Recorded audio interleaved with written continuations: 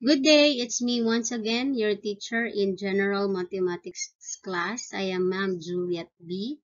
And for today, I'll be discussing about intercepts, zeros, and asymptotes of exponential function.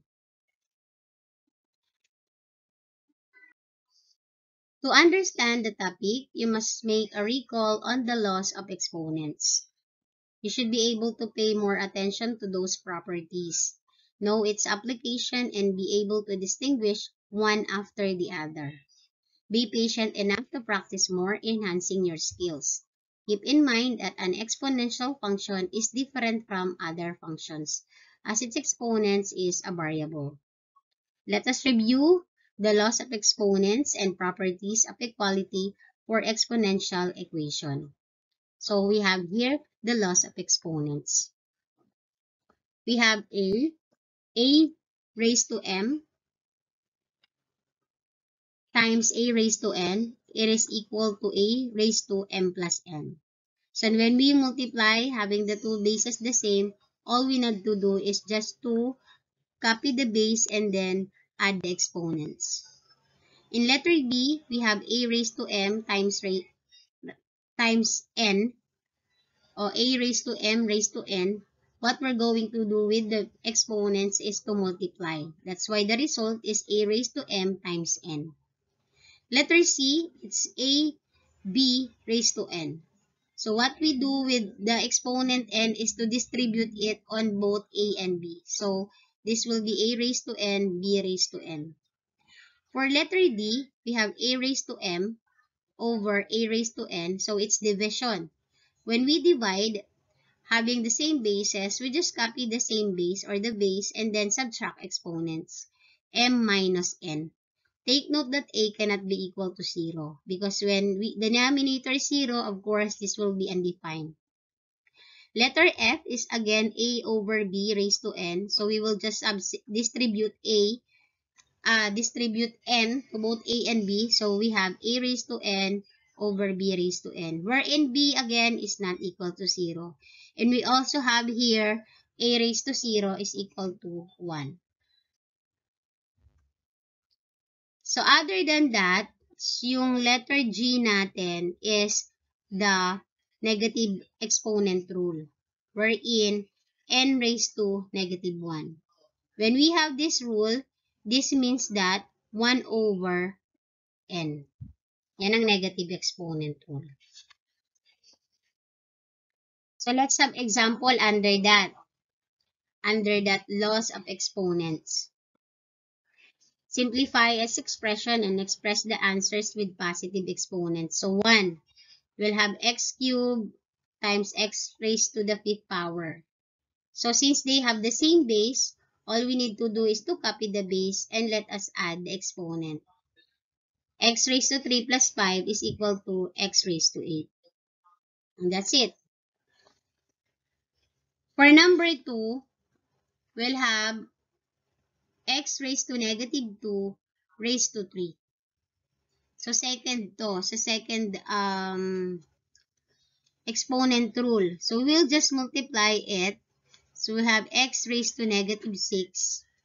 And then since we have to express the answer with positive exponents, under negative exponent rule, this will be 1 over x to the 6. For number 3, we have 2x raised to negative 5 raised to negative 3. Distributing negative 3 to 2 and to negative 5, we'll have 2 raised to negative 3 and x raised to 15. Simplifying it further for us to have positive exponents, this will be x raised to 15 over 2 raised to 3. And what is 2 raised to 3? It's x raised to 15 over 8. And this is the final answer. Number 4 example is 16x to the 5th over 12x raised to 7. So we have 16 over 12 times, since they have the same bases, copy x, and then subtract exponents. What we have, since 16 and 12 are divisible by 4, we'll have 4 over 3 and then x raised to negative 2. Making x raised to negative 2 with positive exponents, this will be 4 over 3x squared. That's it for examples in simplifying exponents. Suppose you were asked to solve for the value of the variable that would make the equation true. How are you going to begin the task? So to help you with this matter, let us recall what you have learned previously. So we have the property of equality for exponential equation. An exponential equation is one variable. In one variable is an equation where the variable is an exponent. In solving the exponential equations, the property of equality for exponential equation, also known as equating exponents property, implies that if the bases are equal, the exponents must be equal. This could also be stated as follows. If a, b, and c are real numbers and a is not equal to 0, then a raised to b is equal to a raised to c if and only if b is equal to c. So with that, let's have an example. Let us solve for the value of the variable that would make the equation true. That would make the equation true. So let's start with 2 raised to x is equal to 2 raised to 4. Under the given property, if bases are the same, therefore exponents are also the same. Since 2 and 2 are the same, so therefore we can say that exponents are the same. So x is equal to 4. And that's it. This is now the answer. Or this is the value of x that will make the given equation true. Number 2, we'll have 3 raised to 4y is equal to 3 raised to 16. So in this case, our aim is just to make the bases the same. Since they are the same, we can simply think of the exponents. Since they are the same, we can say that 4y is equal to 16. And then solve for y. Let us just divide both sides by 4. So 4 and 4 is 1. Y is equal to 4. And this is it. This is the value of y that will make the given equation true. Number 3. In number 3, we have 5 raised to 6 equals 5 raised to x minus 2. Again, bases are the same. So therefore, 6 is equal to x minus 2. And solving for x, we'll have 6 plus 2, x is equal to 8. So this is the value of x that will make the given equation true. Because 8 minus 2 is 6. So 5 raised to 6 is equal to 5 raised to 6. So that's give us the correct answer. Use laws of exponent to solve to make the bases equal. Then apply the equating exponents property. So let us have this example number 4. Solve the equation 2 raised to x minus 1 equals 8. So ito yung sinasabi that we have to use laws of exponent to solve and to make the bases equal. So we have to make these two the same. So, ang 2, base 2 na siya, but we can make 8 base 2. So, simply, we'll just have to copy 2 raised to x minus 1 is equal to 2 raised to 3. And now, they have the same basis. So therefore, we can say that exponents are the same. So with that, we can say that x minus 1 is equal to 3, and solving for x, we'll have 3 plus 1, x is equal to 4. That's give us the correct solution. We also have number 5. Number 5 is 2 raised to 4 x minus 1 is equal to 8 raised to x minus 2. Making these two the same basis, we have 2 raised to 4x minus 1. 8, let's us make it as base 2. It's 2 raised to 3 times x minus 2. Then let us solve for x. Since they are the same now, we can say that 4x minus 1 is equal to 3 times x minus 2. So, simplifying it further, we'll have 4x minus 1 is equal to 3x minus 6.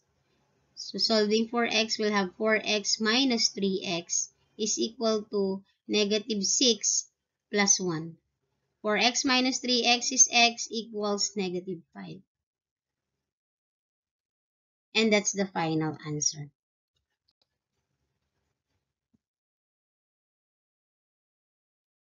For example number 6, we also have here finding the roots of the given exponential equation.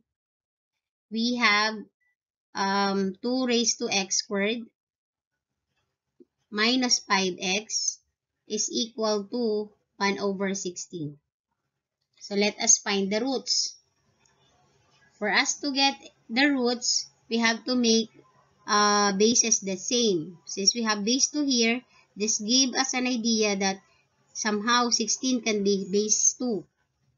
So we have 2 raised to x squared minus 5x equals, we know that 1 over 16 can be 16 raised to negative 1.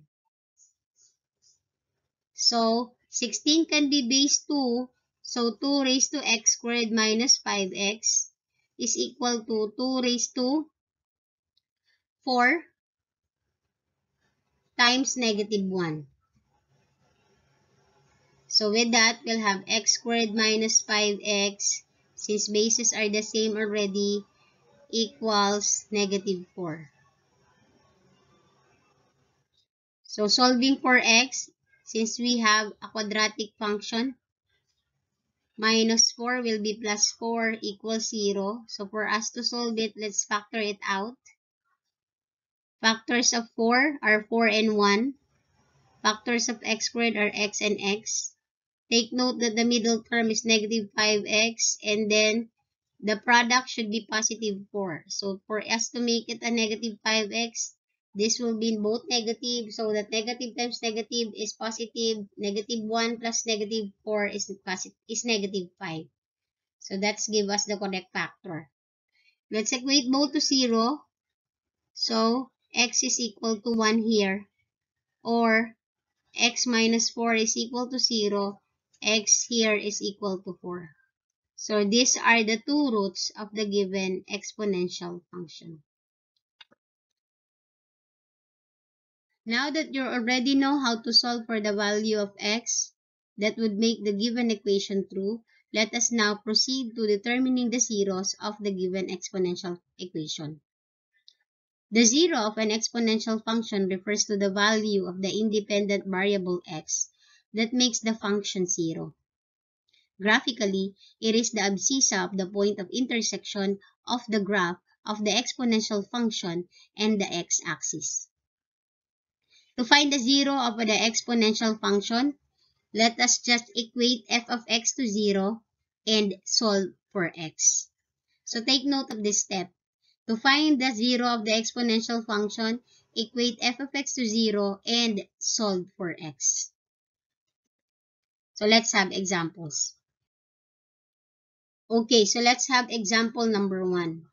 Number 1 is f of x is equal to 3 raised to x. As we said, the process on how to find the zeros of the given function is to equate the function to 0 and solve for x.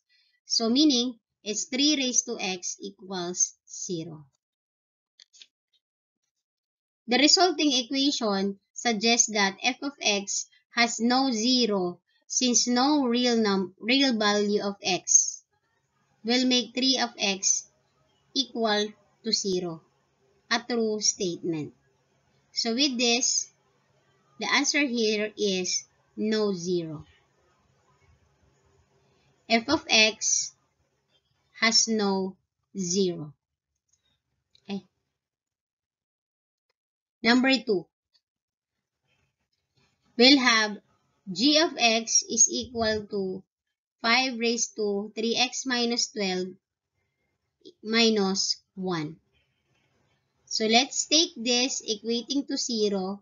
We'll have 5 raised to 3x minus 12 minus 1 is equal to 0.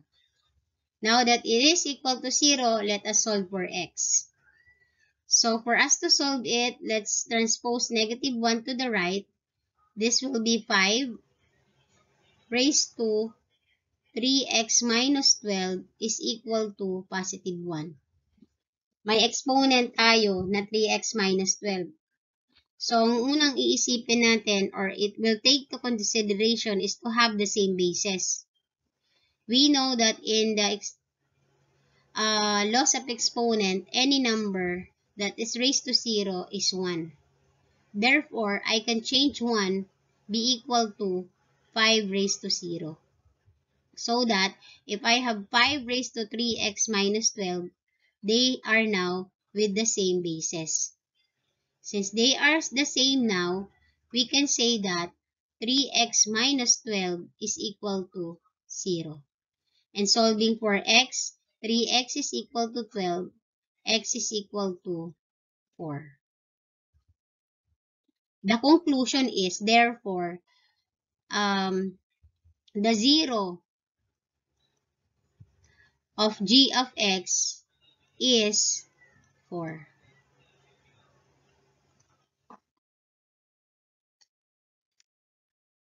Example number 3.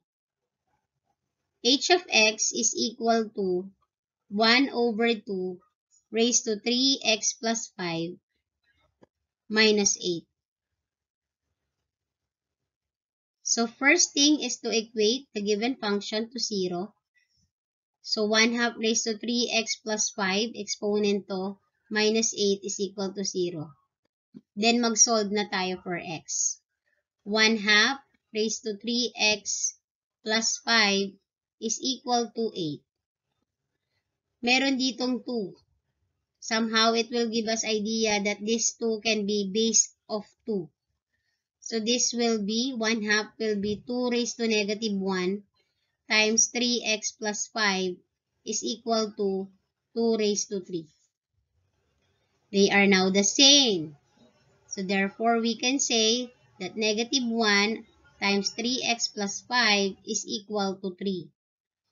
Distributing negative 1 will give us negative 3x minus 5 is equal to 3. Solving for x, negative 3x is equal to 8.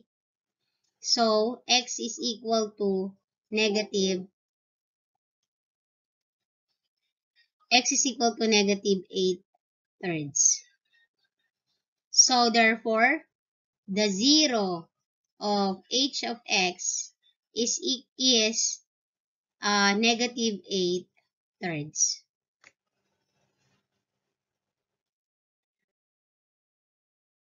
Proceed to intercepts of an exponential function. The y-intercept is a point at which the graph crosses the y-axis. The x value is always at 0. When you want to find the intercepts from an equation, let the y value equal to 0, then solve for y. So the same with x-intercept. You will let the value be equal to 0 and then solve for y. So let us have this first example. Find the x-intercept. and y-intercept of y equals 4 raised to x plus 1 minus 2. So let us start with y-intercept. If our aim is to find the y-intercept, we will let x equal to 0. So from the equation, y is equal to 4 raised to x plus 1 minus 2, and x is equal to 0. What we have is y is equal to 4 raised to 0 plus 1 minus 2. 0 plus 1 is equal to 1. 4 raised to 1 is 4 minus 2. So y is equal to 2. So the y-intercept is 0, 2. With this, let's have the x-intercept. In x-intercept, we will let the value of y be equal to 0. So from this given equation, 4 raised to x plus 1 minus 2, since y is equal to 0, we have here 0 equals 4 raised to x plus 1 minus 2. Our aim is to get the value of x. X is at the exponent. So, we'll be using the way on how to find the value of x in an exponential functions. So we have 2 transposing negative 2 coming from the right to the left. This will be positive 2 equals 4 raised to x plus 1. 2. So our aim here is to make these two bases the same. So we will change 4 into base 2. This is 2 squared raised to x plus 1. Etong 2, the exponent of 2 is 1. So since bases are the same, therefore we can say that the exponents are also the same or equal. So 1 equals 2 times x plus 1. So with that, distributing 2 will have 2x plus 2. And then solving for x will have 1 minus 2 is equal to x, 2x. This is negative 1 is equal to 2x, dividing both sides by 2. So x is equal to negative 1 half. So the x-intercept here is negative 1 half, 0.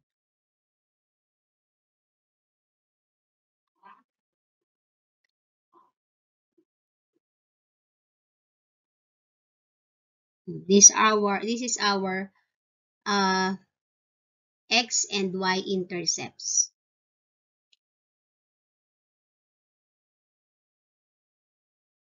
Next, let's have example number 2. Number 2, let us find for the x and y intercept of y is equal to 2 raised to x minus 64. Let's start with y-intercept. If we're looking for y-intercept, we will let x equals to 0. So let x be equal to 0.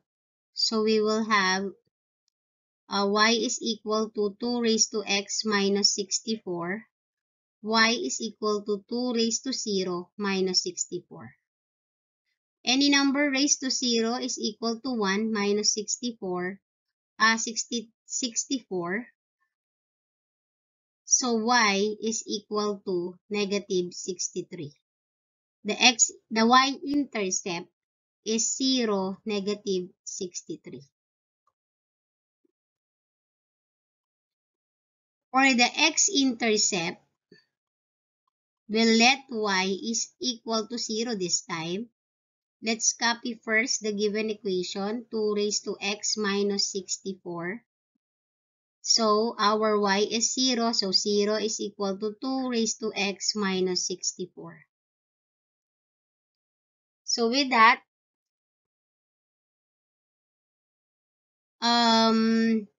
solving for x, transpose negative 64 to the left side. So this will be 64 is equal to 2 raised to x.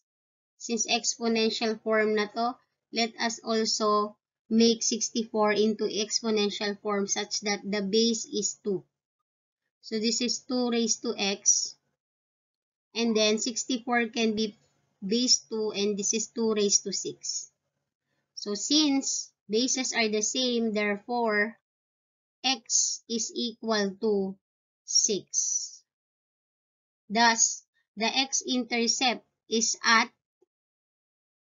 6, 0. So these are the two x and y intercepts of y equals 2 raised to x minus 64. Next example, number 3. So find the x and y intercept of y is equal to 3.2 raised to x plus 8. With this y-intercept, let x is equal to 0. So y is equal to 3.2 raised to x plus 8. X is equal to 0, so y is equal to 3.2 raised to 0 plus 8. Any number raised to 0 is 1, so plus 8, y is equal to 9. Therefore, the y-intercept is at 0, positive 9. Y-intercept yan. While on its x-intercept, we will let y equals to 0. So y is equal to 3.2 raised to x plus 8. Y is equal to 0. So 3.2 raised to x plus 8. Then next is to transpose 8 to the left side. This will be negative 8 is equal to 3.2 raised to x. In this case, even if we will write it into an exponential form, negative 2 raised to 3 is equal to 8. Is equal to 3.2 raised to x. As you can see, there is no way that could make the bases equal. So in this case, the answer is there is no x-intercept. So that's the answer for that. The y-intercept is 0, 9, while the x-intercept is there is no x-intercept. There is no way that the given graph will pass through the x-axis. So after the intercepts of the given exponential function, let's proceed to asymptotes of an exponential function given by a graph. A line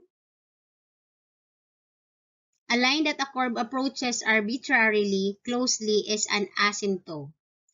An asymptote may be vertical, oblique, or horizontal. As for this topic, horizontal asymptote corresponds to the value the curve approaches as x gets very large or very small.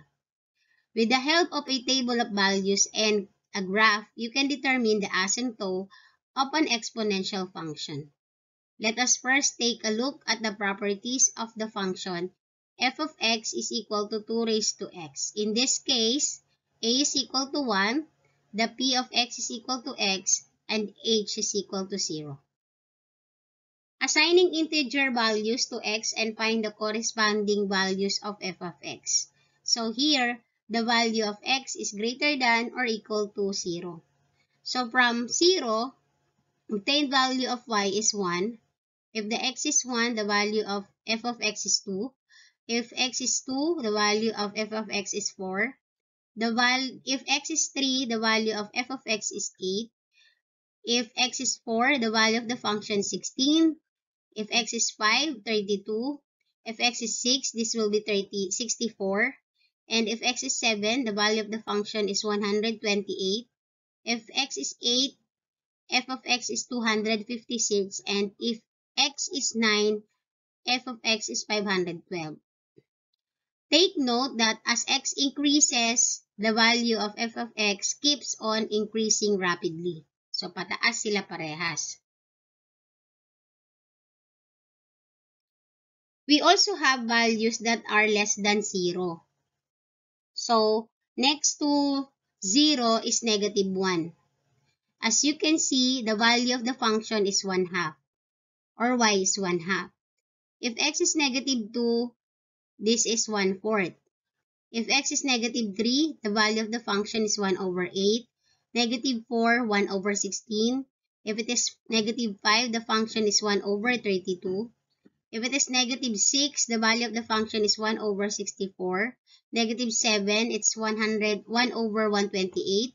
Negative 8 is 1/256. Negative 9 is 1/512. And negative 10 is 1/1024. Observe